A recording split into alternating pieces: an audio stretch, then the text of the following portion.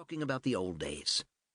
It had been Pacelli's idea that they meet, the first dep saying they needed to talk about restructuring the patrol force in the wake of another round of anticipated budget cuts.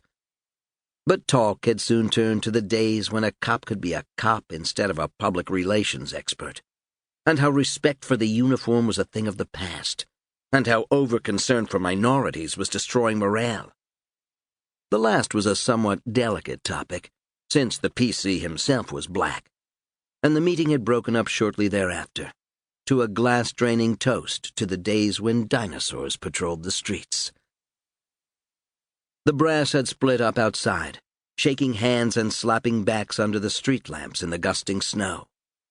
Santana, the PC's chauffeur, had the motor running in the department auto, and it was warm inside. Too warm. "Turn the heat down, will you?" the PC said, sitting down next to his driver. He refused to ride in the back.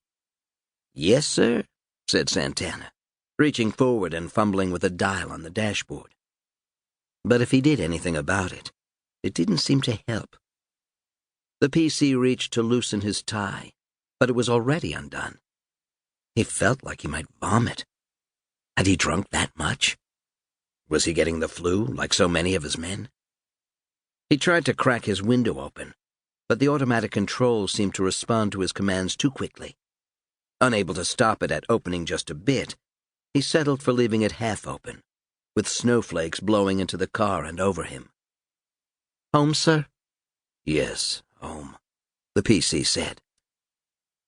Santana drove carefully through Midtown, down to the Village toward the Bleecker Street townhouse.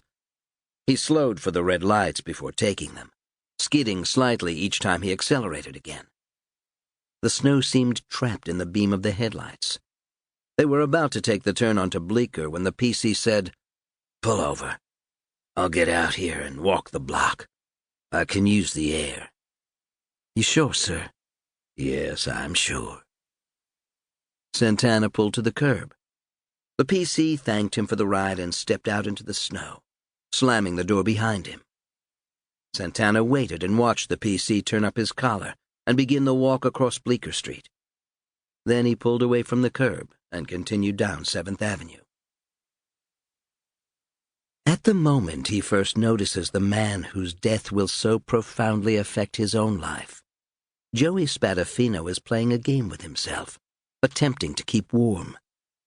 He's trying to think of the hottest place he's ever been.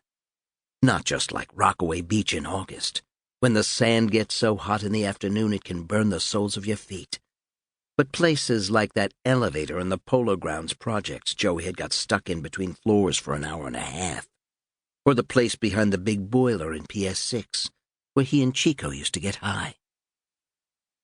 When he sees the man walking toward the doorway where he's huddled, Joey's first thought is that the guy's drunk. A black man, taller than Joey and heavier, but old, must be 60.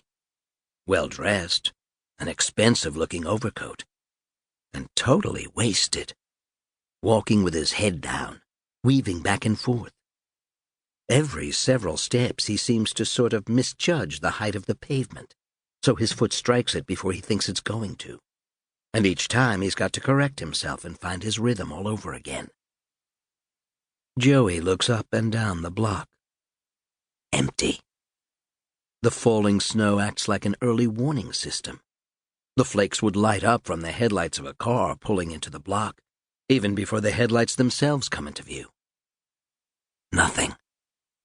In seconds, the man's going to pass by him. If he wants to, Joey can take this guy off easy. He holds his breath, feels his pulse pound in his chest. He raises himself up slightly on the balls of his feet, becomes taller, more menacing.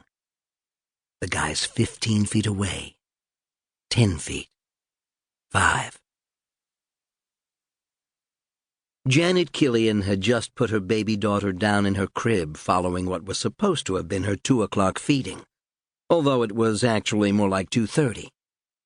While she sometimes envied those mothers whose babies slept through the night from the moment they came home from the hospital, the truth was she kind of liked nursing Nicole in the quiet darkness of the early morning.